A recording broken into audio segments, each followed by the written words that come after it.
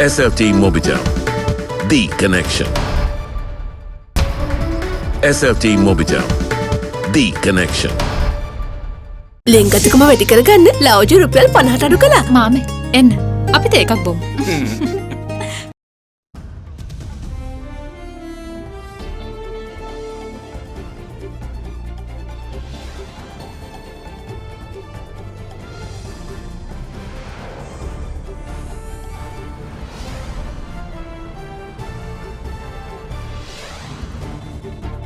Tonight, a long time coming.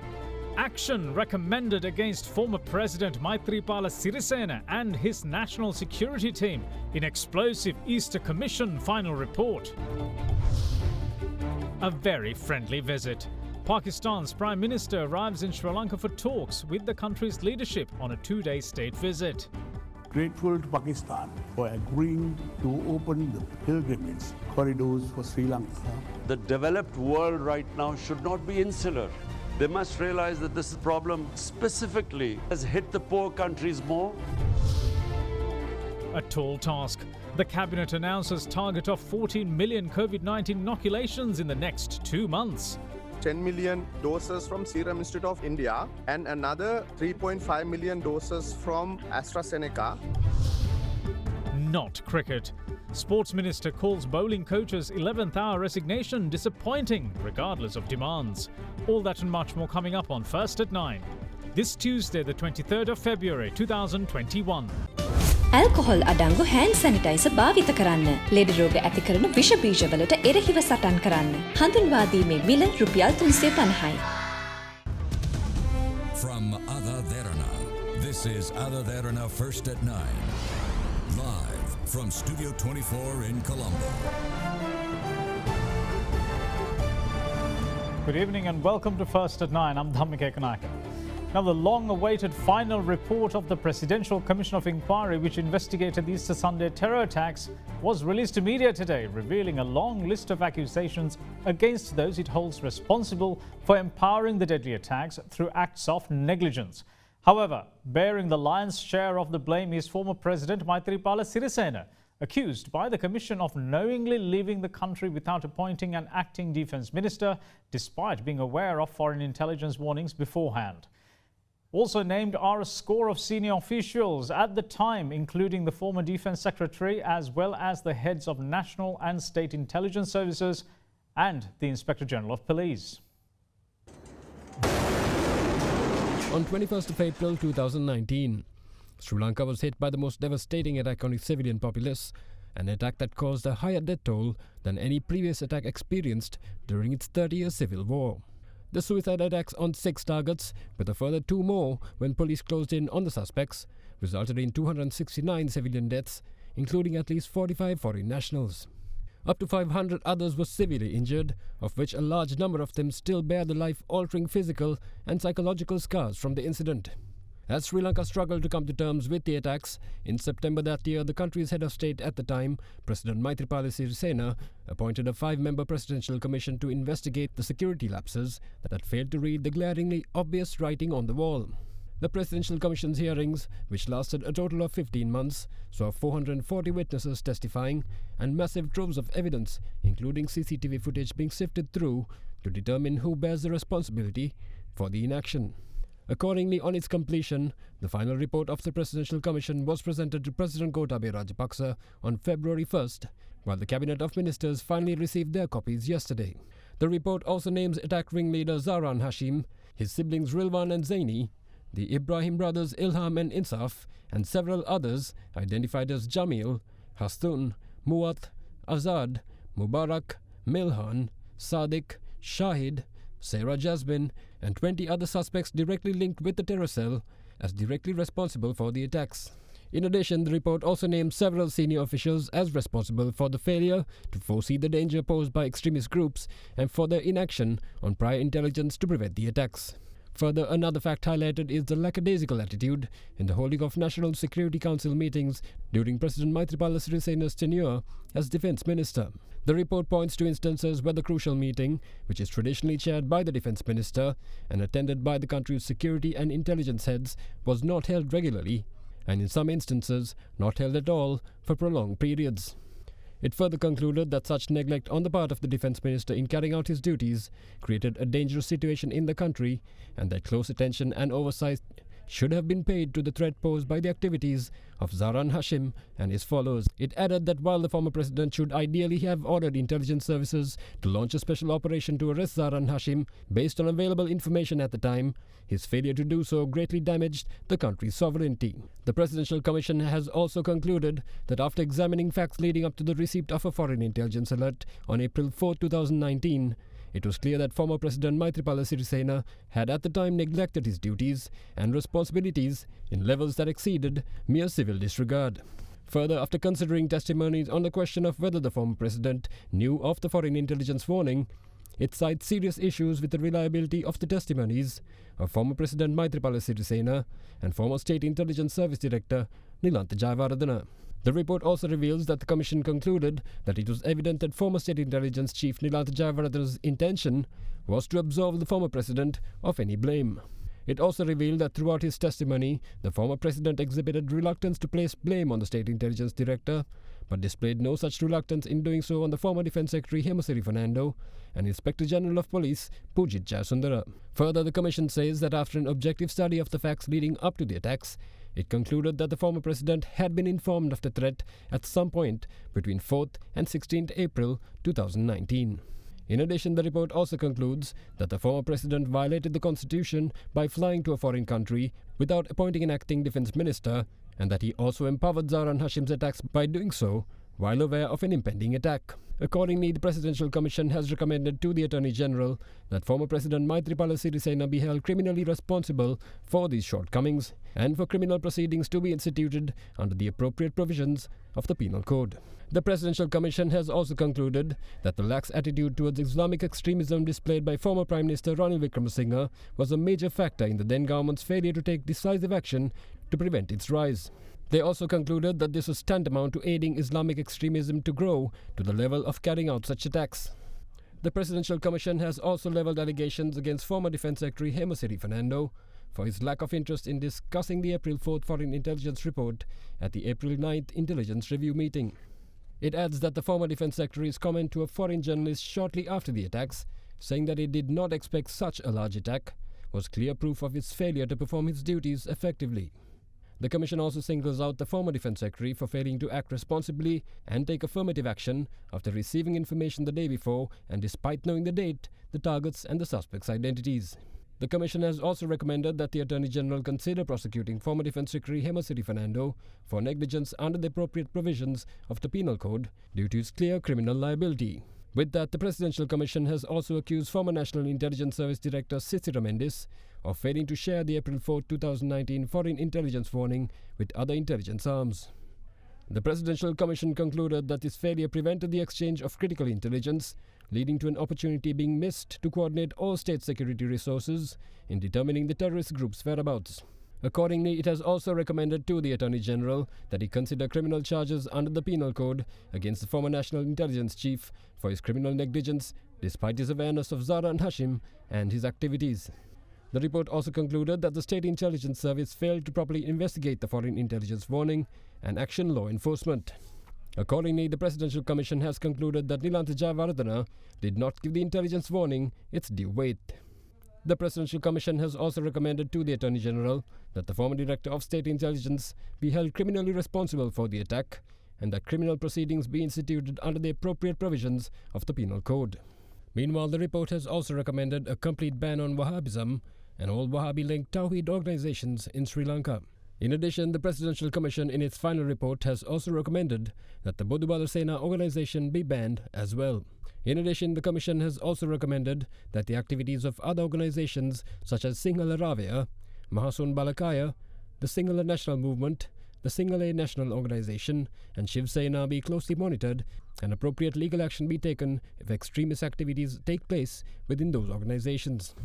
Further, legal action has also been recommended against Bodubala Sena General Secretary Venerable Galagoda Atte Nyanasara Thera after studying the Thera's speeches made in Maharagama on February 27, 2013 and Alutgama in June 2014. The final report has also suggested a special High Court be set up to hear all criminal cases related to the Easter Sunday terror attacks. Sri Lanka's best health insurance with the fastest claim settlement. Soft Logic Life. Pay just 500,000 rupees to reserve your unit today. Mulberry Residence. Now, shifting the focus, visiting Pakistani Prime Minister Imran Khan, who arrived in the island today, insists that developing countries should not be insular, but willing to help poorer countries bearing the brunt of the prevailing global pandemic. Meanwhile, issuing a joint statement alongside his visiting counterpart, Prime Minister Mahinda Rajapaksa expressed gratitude to the Pakistani government for being a valuable partner and a genuine friend in times of need, and promised to work closely towards enhancing bilateral relations. Prime Minister of Pakistan Imran Khan arrived in the island today on a two-day official visit upon an invitation extended by Prime Minister Mahinda Rajapaksa. Before his arrival, the Government of India granted his aircraft permission to use their airspace to visit Sri Lanka.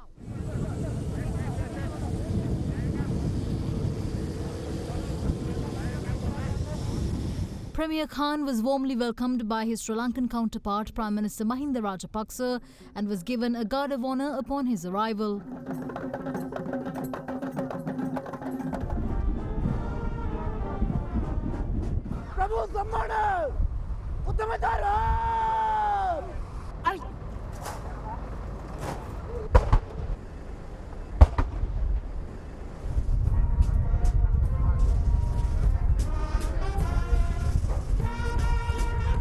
Prime Minister Khan was accompanied by a high-powered business and investment delegation that consists of business leaders in Pakistan, particularly from the sectors of textile and apparel, pharmaceuticals, agro-food commodities, sports goods, gems and jewellery, auto parts, ICT, construction material and surgical equipment. Later, the two prime ministers held a discussion at the temple trees, and they also issued a joint statement to the media.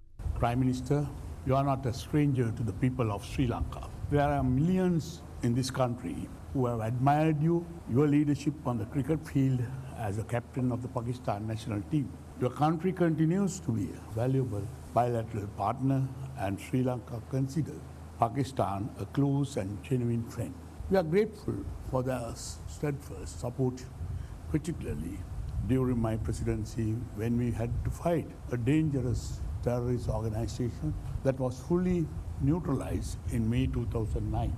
During our bilateral discussions this evening, Prime Minister Imran Khan and I agreed to work closely towards enhancing our bilateral cooperation in the economic sector and a number of other areas including trade, investments, science, technology, defense and education. We also agreed to pursue the opportunities presented within the framework of the Pakistan-Sri Lanka Free Trade Agreement. Our talks also focused on important regional and international issues, as well as the impact of coronavirus pandemic. We further agreed to work towards increasing activities in the tourism and aviation sectors. Sri Lanka is grateful to Pakistan for agreeing to open the pilgrimage corridors for Sri Lanka to visit ancient Buddhist heritage sites in Pakistan. We continue to work together to fight terrorism, religious fundamentalism and extremism. In our talks, we agreed to continue with the current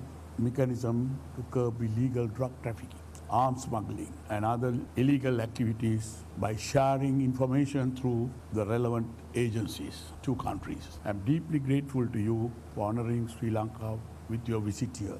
This visit is to strengthen our bilateral relationship. It is to strengthen our trading ties. I've asked my delegation here to find ways and means where we can enhance our trade and connectivity. Our trading ties will also mean that the two countries will come closer together. We shared a common problem of terrorism. Now we have faced another problem, which is the coronavirus. I know Sri Lanka has suffered like all those countries which depend upon tourism. We discussed how the developed countries can help the developing world at this time. The developed world right now should not be insular. They must realize that this is a problem that has afflicted everyone, but specifically it has hit the poor countries more. So we have discussed how we can jointly work on the poor countries from getting debt relief. The coronavirus has exposed this huge inequality in the world. And that's why I feel that the world organizations like the United Nations should step in and look after the countries that have taken a real beating because of this coronavirus. Apart from that, Mr. Prime Minister, I want to invite you to Pakistan. We are planning a Buddhist trail where all the great shrines and places for those from the Buddhist community, the religion, can come over to our country. Prime Minister Khan is scheduled to have an audience with President Gotabaya Rajapaksa at the Presidential Secretariat tomorrow. We will see you shortly. Stay with us.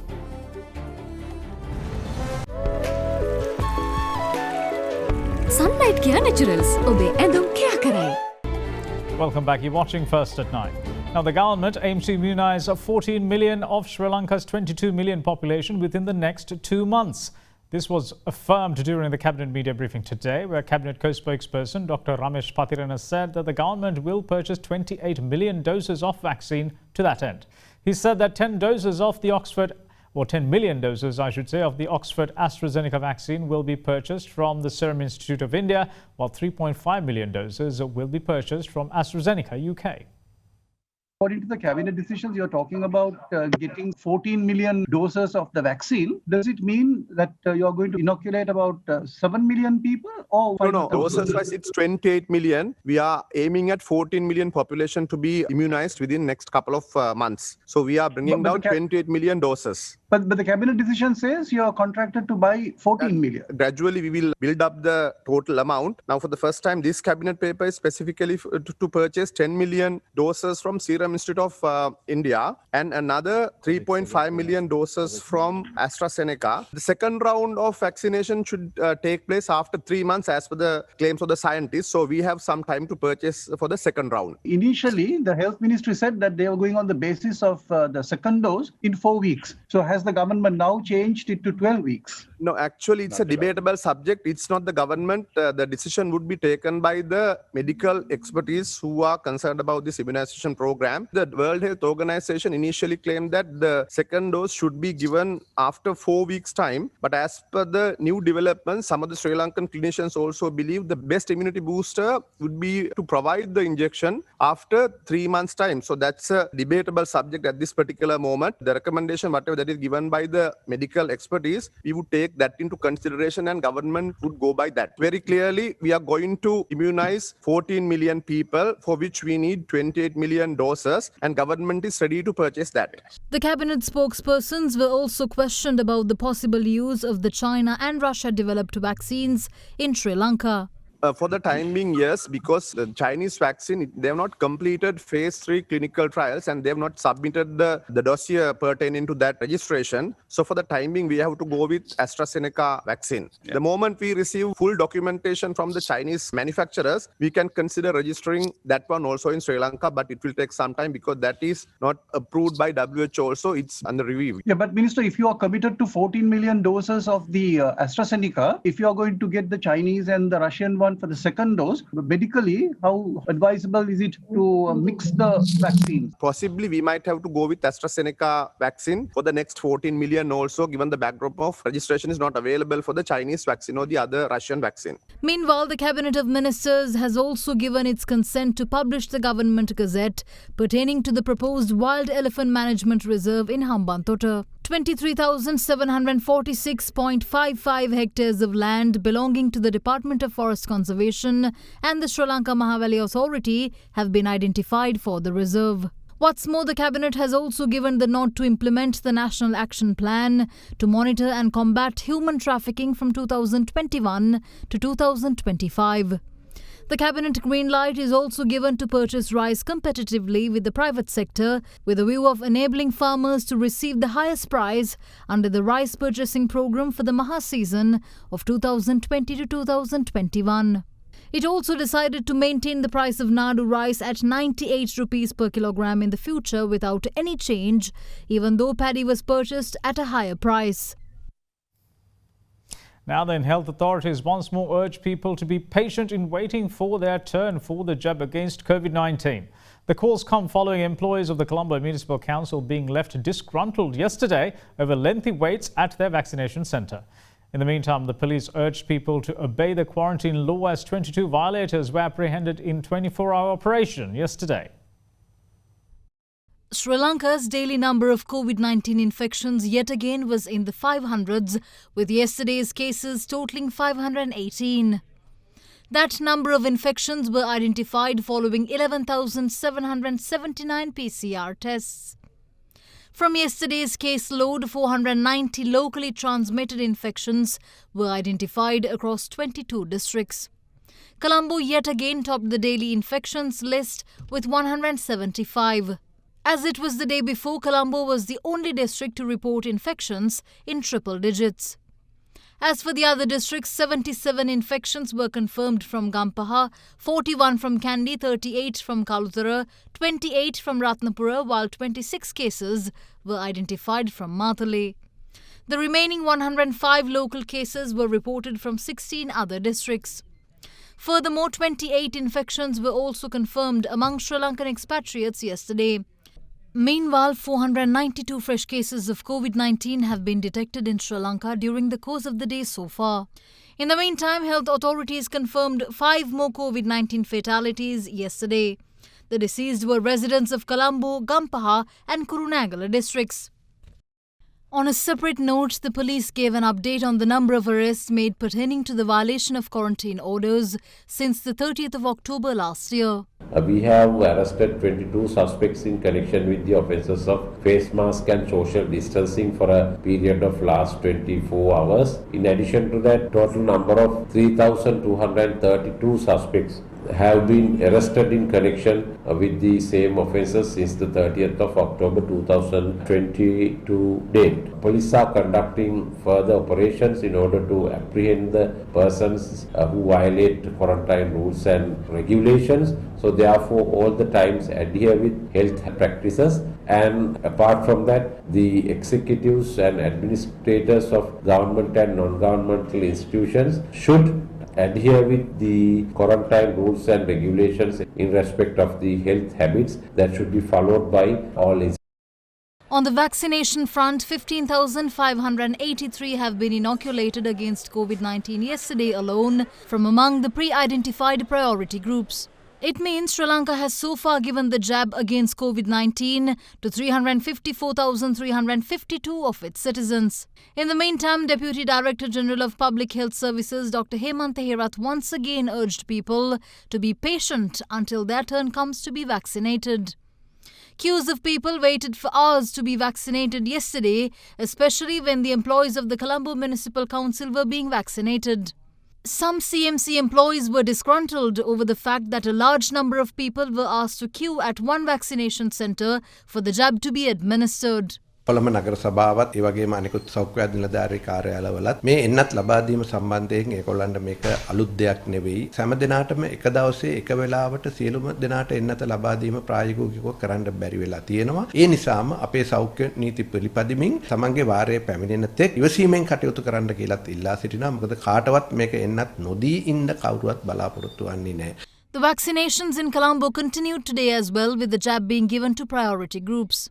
Meanwhile, Minister of Health Pavitra Vanniyarachi, who was convalescing after recovering from the virus, returned to her ministerial role today, attending a meeting worked off at the ministry on the progress of eliminating COVID-19. In the meantime, total number of COVID-19 recoveries in the island presently stand at 75,842, with the recovery of 732 people being confirmed today. Now, Foreign Minister Dinesh Gunawardena, addressing the 46th UNHRC session in Geneva today, labelled the upcoming UNHRC resolution against Sri Lanka an initiative by hegemonic nations which goes against the mandate provided to President Gotabaya Rajapaksa. With that, Foreign Minister Dinesh Gunawardena stated that the Sri Lankan government has no hesitation in rejecting the resolutions on this basis and announced its further withdrawal while promising to continue to engage with the United Nations.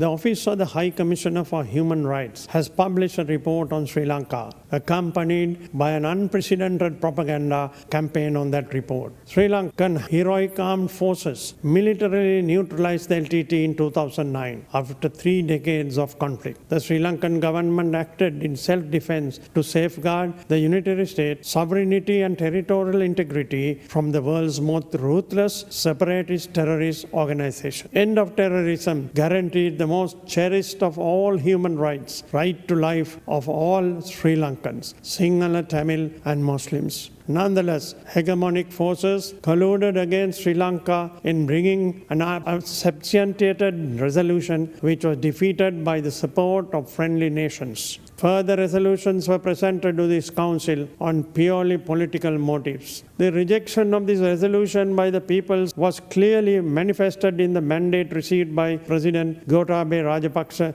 Based on this mandate, I announced that Sri Lanka would withdraw from co-sponsorship of the resolution. Sri Lanka would remain engaged with the UN system, including this council. Now, our humanitarian arm, AdaDerana, in its latest initiative, distributed dry rations to residents of elders' homes affected by the COVID-19 pandemic. The initiative was conducted as a joint humanitarian effort between AdaDerana and supermarket chain SPAR. AdaDerana launched an initiative along with leading supermarket chain SPAR to distribute dry rations to the elderly population affected by the COVID-19 pandemic. Accordingly, dry rations donated by the supermarket along with the rations collected by them from the public via the collection points set up at the supermarket chain's outlet were handed over to Deputy Chairman of the Derana Media Network, Laksiri Wickremage, at the TV Derana premises, marking the launch of the initiative. SPAR Sri Lanka decided to partner with our valued customers and contribute towards elders' homes, those who need our help and the help of the community. We are pleased to do this initiative and we are happy that AdaDerana partnered us to support 3 of the elders' homes to donate some of the grocery items during these difficult times. Then the dry rations were given to the Mapia 7 elderly home in Kalaniya. Further dry rations were also distributed to the Grace Pereira home for the elders in Kalubovila and the Tusita elders home in Mattegoda.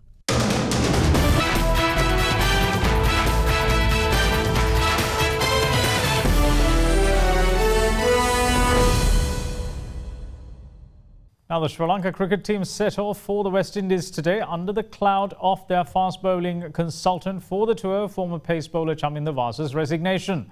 Sri Lanka cricket yesterday accused Vast of holding the administration to ransom over payment demands just hours before departure. Minister of Sports also touched on the matter in Parliament today, saying the last-minute resignation was disappointing. Former Sri Lankan pacer Chaminda Vaas yesterday resigned from his position as the consultant bowling coach of Sri Lanka cricket for the national side's tour of the West Indies. Following his move, Sri Lanka cricket released a statement calling into question the timing of the resignation, as it had come hours before the squad set off for the West Indies. It said that Vaas held the administration to ransom and called the move irresponsible, while adding that it was made based on personal monetary gain. Vaas, however, took to Twitter and said that he made a humble request from the SLC, which was turned down. He added that it is all he could say at the moment and that justice will prevail. He later posted a rather cryptic tweet about appreciating one's value. In the backdrop, Minister of Sports Namal Rajapaksa gave an explanation about Vaas's resignation. Chaminda Vaas cricket පාරක මණ්ඩලයක් දෙක ගිවිසුම් ගත වෙලා තියෙනවා යම්කිසි පඩියකට. ඒ අනුව tour එකක් යනකොට tour එකට අදාළ මුදලත් ගෙවීමක් සිද්ධ වෙනවා. Chaminda Vaas මැතිතුමාව පුහුණුකරුවා විදිහට නම් කරන්න තීන්දුව කරාට පස්සේ අවසාන මොහොතේ ඇවිල්ලා යම්කිසි වැඩි කිරීමක් පිළිබඳව එතුමා ඉල්ලීමක් කළා තියෙනවා. ලක්ෂ 7මාරක මුදලක් ගෙවන්න එකග වෙලා තියෙනවා මේ සංචාරට පමණක්. මොකද ක්‍රිකට් පාලක මණ්ඩලයේ ගිවිසුම් ප්‍රකාරව යනකොට ඒ ගිවිසුමට අමතරව ටුවර් ෆී එකක් තියෙනවා. ඒ ටුවර් ෆී එකට අමතරව තමයි ගරු මණ්ඩලතුමනි මේ ලක්ෂ 7මාර ගෙවන්න ක්‍රිකට් පාලක මණ්ඩලය එකග වෙලා තියෙන්නේ. හැබැයි කෙසේ වෙතත් Chaminda Vaas මැතිතුමන් මේ ලක්ෂ 7මාර පිළි අරගෙන නැහැ. එතුමා රෙසිග්නේෂන් දීලා තියෙනවා. ඉතින් ඒ අනුව ක්‍රිකට් පාලක මණ්ඩලය ඒක බාර අරගෙන තියෙනවා. මේ ඉල්ලීමේ සාධාරණත්වය අසාධාරණත්වය පිළිබඳව මට කියන්න අවශ්‍ය නැහැ. මොකද මේ ක්‍රිකට් පාලක මණ්ඩලයත් Chaminda Vaas මැතිතුමා අතර තියෙන ගිවිසුමක්. හැබැයි තමන්ගේ ජාතික කණ්ඩායම විදේශගත වෙන්න පැය 4කට පෙර ඉල්ලාස්වීම පිළිබඳව මම පෞද්ගලිකව කනගාටු වෙනවා. මොකද පාලක මණ්ඩලයක මොන ගැටලුව තිබ්බත් ගරු මණ්ඩලතුමනි ක්‍රීඩකයෝ තමයි අවසානයේ අසාධාරණ ලක් වෙන්නේ විශේෂයෙන්ම තරුණ කණ්ඩායමක්. Amidst the late drama, the Sri Lankan national cricket team set off for the West Indies without a fast bowling coach. Sri Lanka cricket meanwhile said that Dasun Shanaka was not among the travellers as his passport had been lost. It is expected that Shanaka will join the rest of the team in the West Indies as soon as the issue is rectified. And that's it from all of us here at First at 9. Thanks for watching. Bye-bye.